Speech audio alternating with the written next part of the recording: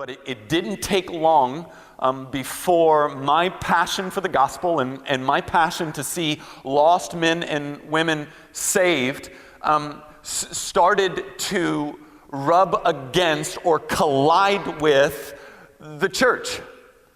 And so it wasn't very long, and I can give you dozens and dozens of stories, but really one that kind of broke the camel's back, where I decided if I was going to do this, I wasn't going to do it as a churchman, because the church, more often than not, was an enemy of conversion and not its friend. I'll give you an example.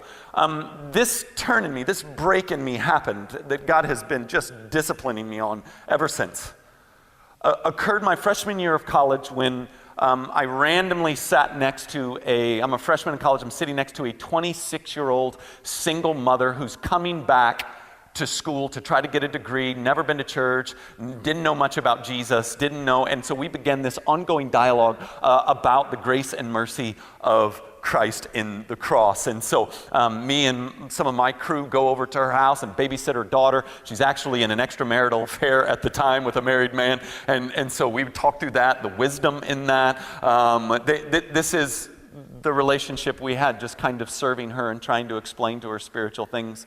A friend of mine was playing at a church in the area, and so I asked her to come. He was a musician, and so I said, hey, a good friend of mine's in a band, he's playing. Why don't you come hear him? And so she agreed. She thought it would be a concert. I knew better. It was shady. It was excellent. And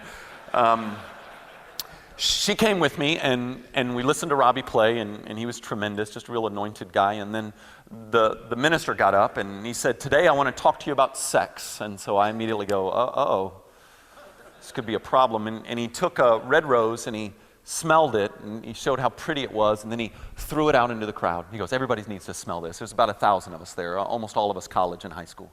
Smell the rose. I want you to smell it. I want you to touch it. I want you to see the texture in it. Do it, and I'm going to teach. And then he began what honestly, up until this day, and this might have to do with my heart, I'm still wrestling, was one of the worst, most horrific handlings of what sex is and what it isn't that I ever sat through.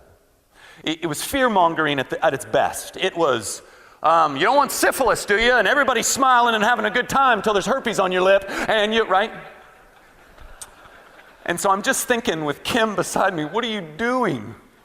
What are you doing? And then as it wraps up, he goes, where's my rose? Where is it? Where's my rose?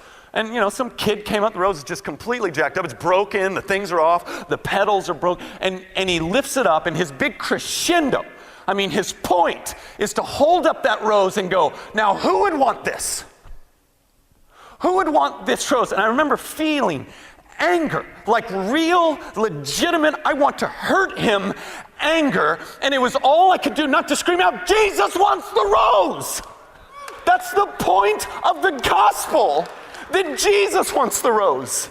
That he made him who knew no sin to be sin on our behalf, that we might become the righteousness of God in him. That while we were yet sinners, Christ died for us. Christ won. You're not even teaching the basics of our faith.